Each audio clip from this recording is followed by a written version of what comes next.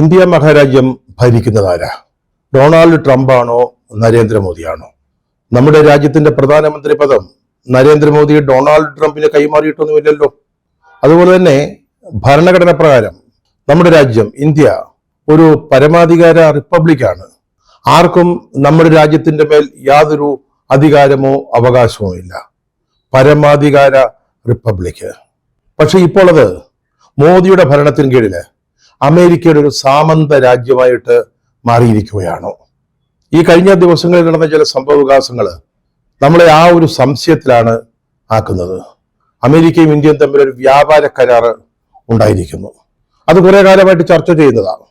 അതിൻ്റെ മേൽ തർക്കങ്ങളുണ്ട്, അഭിപ്രായ വ്യത്യാസങ്ങളുണ്ട്. കഴിഞ്ഞ ഫെബ്രുവരി മുതൽ ഇന്ത്യൻ പ്രധാനമന്ത്രി നരേന്ദ്രമോദി ആ വിഷയം സംബന്ധിച്ച ചർച്ചകളിലാണ് അമേരിക്കയുമായിട്ട്. ഇപ്പോഴത് യാഥാർത്ഥ്യമായിരിക്കുന്നു എന്ന് നമ്മൾ മനസ്സിലാക്കുന്നു. എങ്ങനെ മനസ്സിലാക്കുന്നു? അമേരിക്കയുടെ പ്രസിഡന്റ് ഡൊണാൾഡ് ട്രംപ് വാഷിംഗ്ടണിൽ പ്രഖ്യാപിക്കുന്നു, മോദി എന്നോട് സംസാരിച്ചു, അദ്ദേഹത്തിന്റെ അഭ്യർത്ഥന പ്രകാരം ചില ധാരണകൾ ആയിരിക്കുന്നു, ഇന്ത്യയും അമേരിക്കയും തമ്മിൽ ഒരു വ്യാപാര കരാർ അത് സംബന്ധിച്ച ധാരണകളായിരിക്കുന്നു എന്ന്. അപ്പൊ ഇവിടെ നമ്മുടെ പ്രധാനമന്ത്രിയുടെ റോൾ എന്താ? അദ്ദേഹം അതിനൊരു മറുപടി സോഷ്യൽ മീഡിയയിൽ നൽകി. അതായത് ഇന്ത്യൻ സാധനങ്ങൾക്കുള്ള താരിഫ് 18% കുറച്ചതിന് ഇന്ത്യയിലെ ജനങ്ങള് ഡൊണാൾഡ് ട്രംപിന് നന്ദി പറയുന്നു. അതുപോലെ തന്നെ രാജ്യാന്തര സമാധാനത്തിനും സ്ഥിരതയ്ക്കും സമൃദ്ധിക്കും ട്രംപിന്റെ നേതൃത്വം അനിവാര്യമാണ്, നിർണായകമാണ് എന്നൊരു പ്രശംസയും. കരാറിന്റെ വ്യവസ്ഥകളിലേക്ക് വരുന്നതിന് മുമ്പ് ഒന്ന് ആലോചിച്ചാല് ഇതിലൂടെ നമ്മുടെ മോദി ചെയ്യുന്നത്, നമ്മുടെ പ്രധാനമന്ത്രി ചെയ്തിരിക്കുന്നത്, അമേരിക്കൻ പ്രസിഡന്റ് ഡൊണാൾഡ് ട്രംപിനെ ലോക നേതാവായിട്ട്, ഇന്ത്യ കൂടി അംഗീകരിക്കുന്ന ഒരു രാജ്യാന്തര നേതാവായിട്ട് വാഴിക്കുകയാണ്, അല്ലെങ്കിൽ അംഗീകരിക്കുകയാണ്. അതോടെ നിൽക്കട്ടെ, നമുക്ക് കരാറിന്റെ വിശദാംശങ്ങളിലേക്ക് വരാം. ഈ കരാറ് വളരെ സുപ്രധാനമായ ഒന്നാണ്. ഇന്ത്യയും അമേരിക്കയും തമ്മിലുള്ള വ്യാപാരത്തിന്റെ കാര്യത്തില്, വാണിജ്യ ബന്ധങ്ങളുടെ കാര്യത്തിൽ ഈ കരാർ വളരെ നിർണായകമാണ്, വളരെ പ്രധാനമാണ്. ഇതനുസരിച്ച് ട്രംപ് പറഞ്ഞതനുസരിച്ച് നമ്മുടെ മുമ്പിൽ ഈ വീഡിയോ ചെയ്യുമ്പോൾ ഉള്ളത് ട്രംപിന്റെ പ്രഖ്യാപനമാണ്, അല്ലെ അദ്ദേഹം നൽകിയ വിശദാംശങ്ങളാണ്. അതനുസരിച്ച് ഇന്ത്യക്കുള്ള പകരം തീരുവ 18% കുറച്ചിരിക്കുന്നു. നമ്മൾ അമേരിക്കയിലേക്ക് കയറ്റി അയക്കുന്ന സാധനങ്ങളുടെ തീരുവ, ചുങ്കം അല്ലെങ്കിൽ താരിഫ് 18% കുറച്ചിരിക്കുന്നു. ഇതൊരു വലിയ ആശ്വാസമായിട്ടാണ് ഇപ്പോൾ മോദിയെ പിന്താങ്ങുന്ന ഗോദി മീഡിയ ചാനലുകളാണെങ്കിലും പ്രിന്റ് മാധ്യമങ്ങളാണെങ്കിലും വിശേഷിപ്പിക്കുന്നത്. 50% തീരുവ ഇപ്പോൾ നരേന്ദ്രമോദിയുടെ കഴിവുകൊണ്ട് 18% കുറച്ചിരിക്കുന്നു. എന്താ വാസ്തവത്തിൽ സംഭവിച്ചത്? ഈ താരിഫ് യുദ്ധം തുടങ്ങിയ ഉടനെ ഇന്ത്യൻ സാധനങ്ങൾക്കുള്ള ചുങ്കം 25% അമേരിക്ക വർദ്ധിപ്പിച്ചു, ഏകപക്ഷീയമായിട്ട്, ആലോചിക്കുക പോലും ചെയ്യാതെ. അതിനുശേഷം നമ്മുടെ റഷ്യയിൽ നിന്ന് എണ്ണ വാങ്ങാൻ തീരുമാനിച്ചപ്പോൾ അവിടെ വില കുറഞ്ഞ എണ്ണ കിട്ടും.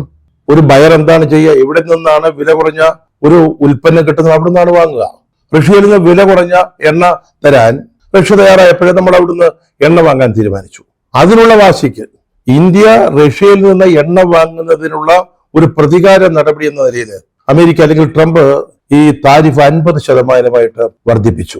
ഇപ്പോൾ ഈ കരാർ അനുസരിച്ച് ഇന്ത്യ സമ്മതിച്ചിരിക്കുന്ന ചില വ്യവസ്ഥകൾ കണക്കിലെടുത്തുകൊണ്ട് അത് 18% കുറയ്ക്കുക മാത്രമാണ് അമേരിക്ക ചെയ്തിരിക്കുന്നത്. അതിന് പ്രത്യുപകാരമായിട്ട് നമ്മൾ എന്താണ് ചെയ്യേണ്ടത്?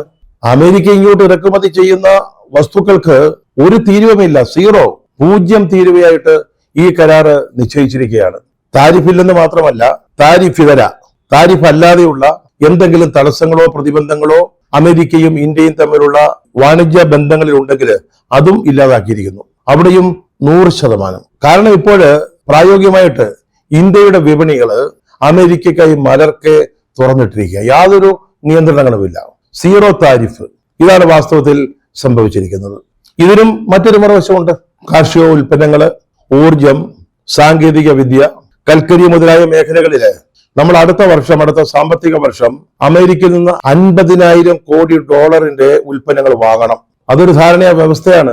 $50,000 കോടി, അത് 45.5 ലക്ഷം കോടി ഇന്ത്യൻ രൂപയാണ്. അതിന് സമാനമായിട്ടുള്ള ഡോളറിനുള്ള അമേരിക്കൻ ഉൽപ്പന്നങ്ങളാണ് നമ്മൾ വാങ്ങേണ്ടത്. നമ്മുടെ ബജറ്റ് അനുസരിച്ച് ഈ സാമ്പത്തിക വർഷത്തിലേക്ക് വിദേശ രാജ്യങ്ങളിൽ നിന്നുള്ള വ്യത്യസ്തങ്ങളായ ഉൽപ്പന്നങ്ങൾ വാങ്ങാൻ മാറ്റിവെച്ചിരിക്കുന്ന തുകയുടെ 85%മാണിത്, ഈ $50,000 കോടി എന്ന് പറയുന്നത്.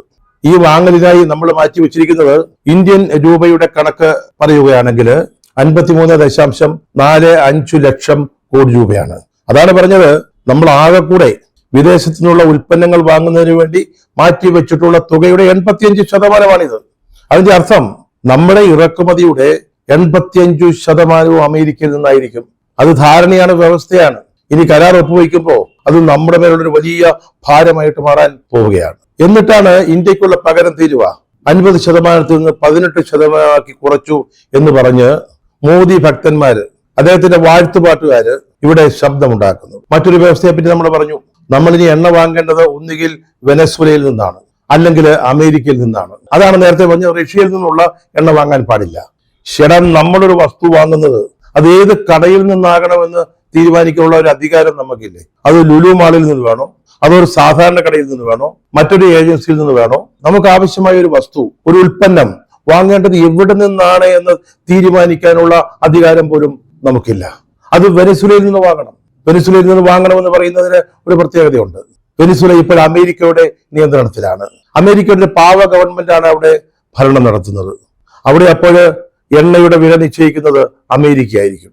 അമേരിക്കയിൽ നിന്നും വാങ്ങാം. അവിടെയും വില നിശ്ചയിക്കുന്നത് ആരാ? അമേരിക്ക ആയിരിക്കും.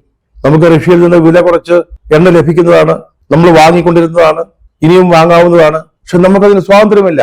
ഈ പകരം തീരുവ 18% കുറച്ചു എന്നതിന്റെ അടിസ്ഥാനത്തിൽ നമുക്ക് ആവശ്യമായ എണ്ണ വാങ്ങാൻ അത് എവിടെ നിന്ന് വാങ്ങണം എന്ന് തീരുമാനിക്കാനുള്ള അധികാരം പോലും ട്രംപ് ഭരണകൂടത്തിന് മുമ്പിൽ നമ്മൾ അടിയറ വെച്ചിരിക്കുക. സമ്പൂർണമായ ഒരു കീഴടങ്ങലാണ് നമ്മുടെ വ്യാപാര സ്വാതന്ത്ര്യം, നമ്മുടെ വാണിജ്യ സ്വാതന്ത്ര്യം, എന്നിട്ട് നമ്മുടെ സാമ്പത്തിക സ്വാതന്ത്ര്യം തന്നെ ഇപ്പോൾ അമേരിക്കയ്ക്ക് മുമ്പിൽ അടിയറ വെച്ചിരിക്കുക. ഇപ്പോൾ ട്രംപിന്റെ ഭരണത്തിന് കീഴിൽ എന്തൊക്കെയാണ് നടക്കുന്നത് എന്ന് നമുക്കറിയാവുന്നതാണ്. അദ്ദേഹത്തിന്റെ ഭ്രാന്തൻ നയങ്ങള് അമേരിക്ക എവിടെ കൊണ്ടെത്തിക്കും എന്ന് നമുക്ക് ഇപ്പോൾ പറയാൻ പറ്റത്തില്ല. ആ ട്രംപിന്റെ മുമ്പിൽ നമ്മൾ കീഴടങ്ങിയിരിക്കുന്നു. ഇതോടെ ഇന്ത്യയുടെ കയ്യും കാലും കെട്ടിയിടപ്പെട്ട അവസ്ഥയാണ് വിദേശ വ്യാപാര രംഗത്ത് സംഭവിക്കാൻ പോകുന്നത്. അമേരിക്കയുടെ ഉൽപ്പന്നങ്ങളായിട്ട് നമ്മുടെ വിപണികള് തുറന്നിടാൻ പോവുകയാണ്. തീരുവയില്ലല്ലോ, താരിഫ് കൊടുക്കണ്ടല്ലോ. എത്ര വസ്തുക്കൾ വേണമെങ്കിലും സാധനങ്ങൾ വേണമെങ്കിലും ഇങ്ങോട്ട് ഇറക്കുമതി ചെയ്യാൻ പറ്റും. അത് മാത്രമല്ല 50,000 കോടി രൂപയുടെ ഉൽപ്പന്നങ്ങൾ ഇറക്കുമതി ചെയ്തേ പറ്റൂ. നമ്മൾ ട്രംപിന് കൊടുത്തിരിക്കുന്ന വാക്കാണത്, അല്ലെങ്കിൽ സമ്മതിച്ചു കൊടുത്തിരിക്കുന്ന കാര്യമാണത്. അപ്പോൾ നമ്മുടെ വിപണിയിലെ സ്ഥിതി എന്താകുമെന്ന് മനസ്സിലാക്കിയാൽ മതി. നമ്മുടെ ഉൽപാദന മേഖലയുടെ നടുവൊടിക്കുന്നതായിരിക്കും ഈ പരിഷ്കാരങ്ങൾ, പ്രത്യേകിച്ച് കാർഷികോൽപാദനം. അമേരിക്കയിൽ നിന്നുള്ള കാർഷിക ഉൽപ്പന്നങ്ങള് ഇനി ഇന്ത്യയിലേക്ക് പ്രവഹിക്കും. അപ്പോൾ ഇവിടെ തകരാൻ പോകുന്നത് ഇന്ത്യൻ കാർഷിക മേഖലയാണ്. അല്ലെങ്കിൽ തന്നെ കർഷകർ സമരത്തിന്റെ പാതയിലാണ്, കൃഷിക്കാർ സമരത്തിന്റെ വഴിയിലൂടെ സഞ്ചരിച്ചുകൊണ്ടിരിക്കുകയാണ്. അതിനെയൊക്കെ മോദി ഗവൺമെന്റ് അടിച്ചമർത്തുന്നു എന്ന് മാത്രമേ ഉള്ളൂ. അവർ അസ്വസ്ഥരാണ്, അവര് അസമാധാനത്തിലാണ് കഴിയുന്നത്. ഇനി അമേരിക്കയിൽ നിന്നുള്ള ഉൽപ്പന്നങ്ങൾ ഇന്ത്യൻ മാർക്കറ്റിൽ വിപണിയിൽ നിറയുകയാണെങ്കിൽ നമ്മുടെ കർഷകർ എന്ത് ചെയ്യും? കൃഷിയെ ആശ്രയിച്ച് ജീവിക്കുന്ന വലിയൊരു ജനവിഭാഗം എന്തു ചെയ്യും എന്നുള്ളത് വലിയൊരു വിഷയമാണ്, ചോദ്യചിഹ്നമാണ്. നടന്ന സംഭവങ്ങൾ വെച്ച് നോക്കുമ്പോൾ ഈ ഒരു കരാറിന്റെ രൂപവൽക്കരണത്തില് ഇന്ത്യക്ക് എന്തെങ്കിലും ഒരു റോൾ ഉണ്ട് എന്ന് തോന്നുന്നില്ല. കഴിഞ്ഞ ദിവസം ഇന്ത്യയിലെ അമേരിക്കൻ അംബാസഡർ മോദിയിൽ നിന്നൊരു വിളി വരാൻ കാത്തിരിക്കുകയാണ് ട്രംപ് എന്ന് പറഞ്ഞിരുന്നു. അതിന്റെ അർത്ഥം ഇപ്പോൾ മനസ്സിലാക്കേണ്ടത് അമേരിക്ക മുന്നോട്ട് വെച്ച നിബന്ധനകൾ അനുസരിക്കാൻ മോദി തയ്യാറാകണം എന്നുള്ളതായിരുന്നു. അങ്ങനെ ഒരു ഉറപ്പ് ട്രംപിന് കിട്ടണമായിരുന്നു. അതിനുവേണ്ടി കാത്തിരിക്കുകയായിരുന്നു എന്നാണ് പറഞ്ഞത്. ഇപ്പോൾ മോഡി അദ്ദേഹത്തെ വിളിച്ചു. അതേപ്പറ്റി ട്രംപ് പറഞ്ഞത്, മഹാനായ ഈ നേതാവിൽ നിന്ന് ഒരു ടെലിഫോൺ കോൾ വന്നു എന്നുള്ളത് എനിക്ക് വലിയ ബഹുമതിയാണെന്ന്. ഇത്തരത്തിലുള്ള അർത്ഥമില്ലാത്ത വെറും പൊള്ളയായ ഉപചാര വാക്കുകളല്ലാതെ നമുക്ക് ഈ കച്ചവടങ്ങളിൽ നിന്ന് രാജ്യത്തിന് എന്തെങ്കിലും പ്രയോജനമുണ്ടെന്ന് തോന്നുന്നില്ല. സാധാരണഗതിയിൽ ഇതുപോലുള്ള വലിയ കരാറുകൾ ഒപ്പുവയ്ക്കുമ്പോൾ വളരെ വിപുലമായ വിശദമായ ചർച്ചകൾ അതിനാവശ്യമാണ്. സെക്രട്ടറി തലത്തിലും മന്ത്രി തലത്തിലുമുള്ള ചർച്ചകൾ നടക്കും. അതിനുശേഷം കരാറുണ്ടാക്കുന്ന 2 രാജ്യങ്ങളിൽ ഒരു രാജ്യത്ത് രാഷ്ട്രത്തലവന്മാർ സമ്മേളിക്കും. ധാരണകൾക്കും നിബന്ധനകൾക്കും അവസാന രൂപം നൽകും. അതിനുശേഷം 2 നേതാക്കളും ചേർന്നൊരു സംയുക്ത പ്രഖ്യാപനം ഉണ്ടാവും. എന്തൊക്കെയാണ് വരാൻ പോകുന്ന കരാറിന്റെ പ്രത്യേകതകളെന്ന് അവർ വിശദീകരിക്കും. അതിനുശേഷം ബന്ധപ്പെട്ട വകുപ്പുകളിലെ മന്ത്രിമാർ തമ്മിൽ, ചിലപ്പോൾ ഉദ്യോഗസ്ഥന്മാർ തമ്മിൽ കരാറുകൾ ഒപ്പുവയ്ക്കും. അങ്ങനെയാണ് രാഷ്ട്രാന്തരീയ കരാറുകൾ ഉണ്ടാവുന്നത്. ഇവിടെ ഏകപക്ഷീയമായിട്ട് ട്രംപ് പ്രഖ്യാപിക്കുക. അതാണ് പറഞ്ഞത്, ഒരു പരമാധികാര റിപ്പബ്ലിക് എന്ന നിലയിലുള്ള നമ്മുടെ അധികാരങ്ങൾക്കും അവകാശങ്ങൾക്കും മേലുള്ള ഒരു വലിയ കടന്നുകയറ്റമാണ് ഇവിടെ സംഭവിച്ചിരിക്കുന്നത്. നമ്മുടെ പ്രധാനമന്ത്രി ഒന്നും അറിയുന്നില്ല, അല്ലെങ്കിൽ ഒന്നും പറയുന്നില്ല. ഈ കരാർ സംബന്ധിച്ച് ട്രംപ് പറഞ്ഞത് ശരിയാണോ എന്ന് പോലും ഇന്നലെ സമ്മതിക്കാൻ നമ്മുടെ പ്രധാനമന്ത്രി തയ്യാറായിട്ടില്ല. 18% താരിഫ് കുറച്ചതിന് ഇന്ത്യൻ ജനതയുടെ നന്ദി മോദി പ്രസിഡന്റ് ട്രംപിനെ അറിയിച്ചു എന്ന് മാത്രമേ ഉള്ളൂ. നമ്മൾ 56 ഇഞ്ച് എന്നൊക്കെ പറഞ്ഞുകൊണ്ടിരുന്നതാ. രാജ്യാഭിമാനത്തെ പറ്റി അല്ലെങ്കിൽ ഇന്ത്യയുടെ മേധാവിത്വത്തെ പറ്റിയൊക്കെ നമ്മൾ വലിയ വലിയ വർത്തമാനങ്ങൾ പറഞ്ഞിരുന്നു. വിശ്വഗുരു എന്നൊക്കെ സ്വയം പ്രഖ്യാപിച്ചിരുന്നു. ചില യുദ്ധങ്ങളൊക്കെ ഒന്ന് അവസാനിപ്പിക്കാൻ ശ്രമിച്ചു നോക്കി, സമാധാനത്തിന്റെ പ്രവാചകനാകാൻ വേണ്ടി. പക്ഷേ രാജ്യത്തെ ബാധിക്കുന്ന പ്രശ്നങ്ങൾ വരുമ്പോൾ ഈ 56 ഇഞ്ച് വെറും 26 ഇഞ്ചായിട്ട് മാറുന്നതാണ് നമ്മൾ കാണുന്നത്. ഇന്നലെ ലോക്സഭയിൽ ഉണ്ടായ വലിയ വിവാദം, മുൻ ഇന്ത്യൻ കരസേനാ മേധാവി MM നരവനെ എഴുതിയ ഒരു പുസ്തകം ഇന്നലെ ലോക്സഭയിൽ ഉണ്ടാക്കിയ വലിയ ബഹളം. അതില് നരവനെ എന്താണ് പറഞ്ഞിരിക്കുന്നത്? 2020 ഓഗസ്റ്റ് 31 ചൈനീസ് പട്ടാളം ഇന്ത്യയുടെ അതിർത്തിയിലേക്ക് മുന്നേറി വരികയാണ്. അവർ അതിർത്തി ഭേദിക്കുമെന്ന ഒരു സ്ഥിതി ഉണ്ടായി. അപ്പോഴ് ആ വിവരം അറിഞ്ഞ അത് സംബന്ധിച്ച് സന്ദേശം കിട്ടിയ നരവനെ പ്രതിരോധ മന്ത്രി രാജ്നാഥ് സിംഗ്, അജിത് ഡോവലിനെയൊക്കെ നമ്മൾ അല്ലെങ്കിൽ സംഘികള് വിശേഷിപ്പിക്കുന്നത് കേട്ടാൽ നമ്മൾ ഞെട്ടിപ്പോവും. സൂപ്പർ സ്പൈ ആണെന്നാണ് പറയുന്നത്. അതുപോലെ സംയുക്ത സൈനിക മേധാവി ഇവരെ എല്ലാം ഈ വിവരം അറിയിക്കുക. എന്താണ് ചെയ്യേണ്ടത്? മറുപടിയില്ല. ഏറെ നേരമായിട്ട് മറുപടിയില്ല. അതിർത്തിയുടെ ഏതാനും മീറ്ററുകൾക്കകലെ വരെ ചൈനീസ് സൈന്യം എത്തി നിൽക്കുകയാണ്. ഇന്ത്യൻ പട്ടാളം വെടിവെച്ചെങ്കിലും പ്രയോജനം ഉണ്ടായില്ല. കരസേനാ മേധാവി ഇന്ത്യൻ രാഷ്ട്രീയ നേതൃത്വവുമായി സംസാരിച്ചുകൊണ്ടിരുന്നു. അവസാനം വളരെ വൈകി ഒരു മറുപടി കിട്ടി. നിങ്ങൾക്ക് ഉചിതമെന്ന് തോന്നുന്നത് ചെയ്യാമെന്ന്, നിങ്ങൾക്ക് തോന്നുന്ന പോലെ ചെയ്യാമെന്ന്. അതാണ് അതിന്റെ അർത്ഥം. ഇന്ത്യയുടെ കരസേനാ മേധാവിയോട് പ്രതിരോധ മന്ത്രി പറഞ്ഞതാ. അത് മാത്രമല്ല, നിങ്ങളെടുക്കുന്ന തീരുമാനത്തിന്റെ ഉത്തരവാദിത്വം നിങ്ങൾക്ക് മാത്രമായിരിക്കുമെന്ന്. രാജ്യസ്നേഹത്തെ പറ്റി പറയുമ്പോൾ, സൈന്യത്തെ പറ്റി വിവരിക്കുമ്പോൾ എന്തോ ഒരു രാജ്യാഭിമാനമാണ് ഇവരുടെയൊക്കെ വാക്കുകളിൽ തുടിക്കുന്നത്. പക്ഷെ കാര്യത്തിൽ അടുക്കുമ്പോൾ 56 ഇഞ്ചുമില്ല, 26 ഇഞ്ചുമില്ല. ചൈനീസ് പട്ടാളം അതിർത്തിയിൽ വന്ന് നിൽക്കുമ്പോൾ എന്ത് ചെയ്യണമെന്ന് ചോദിക്കുമ്പോൾ മറുപടിയില്ലെന്ന്, അല്ലെങ്കിൽ മറുപടി വരുന്നത് എത്രയോ മണിക്കൂറുകൾക്ക് ശേഷമാണെന്ന്. ആ മറുപടി എന്താണ്? നിങ്ങൾക്ക് ഇഷ്ടമുള്ളത് ചെയ്യാം, നിങ്ങൾക്ക് ഉചിതമെന്ന് തോന്നുന്നത് ചെയ്യാം, പക്ഷെ ഞങ്ങൾക്ക് ഉത്തരവാദിത്വമില്ലെന്ന്. അതാണ് ഈ ഗവൺമെന്റ്. അധികാരത്തിലിരുന്നു കൊണ്ട് മുൻ ഭരണാധികാരികളെ ആവശ്യമില്ലാത്ത കുറ്റം പറയുന്നതിനപ്പുറത്ത് എന്തെങ്കിലും സ്വന്തമായിട്ട് ചെയ്യാനുള്ള ശേഷിയില്ല. ഈ പ്രചരണത്തിന്റെയും ഗോദി മീഡിയയുടെയും PR വർക്കിന്റെയും ഒക്കെ പിൻബലത്തില് അവരെ അങ്ങനെ ഉയരത്തിൽ പ്രതിഷ്ഠിച്ചിരിക്കുക. ഇതിന്റെയൊക്കെ നല്ല ഉദാഹരണമാണ് ഈ വ്യാപാരക്കാരാണ്. അമേരിക്കയുടെ മുമ്പിൽ നമ്മൾ പൂർണ്ണമായിട്ട് കീഴടങ്ങിയിരിക്കുന്നു. പക്ഷേ ഈ 18% താരിഫ് കുറച്ചതിന്റെ പേരില് ഇന്ന് രാവിലെ മുതൽ ഗോദി മീഡിയ, മോദിയുടെ വാഴ്ത്തുപാട്ടുകാരായ ചാനലുകള് വലിയ വർത്തമാനങ്ങൾ ആരംഭിച്ചിരിക്കുകയാണ്. പ്രധാനമന്ത്രി മോദിയും ട്രംപും തമ്മിലുള്ള വ്യക്തിപരമായ ബന്ധത്തിന്റെ, നയതന്ത്ര ബന്ധത്തിന്റെ വലിയ വിജയമാണെന്ന് അതിന് കൊട്ടിഘോഷിക്കുക. 18% താരിഫ് കുറഞ്ഞതോടെ നമ്മുടെ കയറ്റുമതി അങ്ങനെ വികസിക്കാൻ പോവുകയാണെന്ന്. പക്ഷേ 50,000 കോടി രൂപയുടെ സാധനങ്ങള്, അമേരിക്കൻ സാധനങ്ങള്, ചരക്കുകള് രാജ്യത്തേക്ക് വരാൻ പോകുന്നതിനെ കുറിച്ച് ഇവർക്കാർക്കും മിണ്ടാട്ടമില്ല കേട്ടോ. ഇന്ത്യൻ വിപണി തുറന്നു കൊടുക്കുക അമേരിക്കയ്ക്ക്. ആലോചിച്ച് നോക്കണം. മോദിയും ട്രംപും ചേർന്ന് ഒരു വലിയ കാര്യം ചെയ്തിരിക്കുന്നു എന്നാണ് ഈ ചാനലുകൾ പറയുന്നത്. ട്രംപ് ഇതിനെപ്പറ്റി പറഞ്ഞത് Modi and I got things done എന്നാണ്. ആദ്യം ചാനലുകൾ ആവർത്തിക്കുക. മോഡിയും ട്രംപും ചേർന്നൊരു വലിയ വ്യാപാര കരാറ് യാഥാർത്ഥ്യമാക്കിയിരിക്കുന്നു. നമ്മൾ പ്രതീക്ഷിച്ചിരുന്ന ഒരു വലിയ കരാറ്.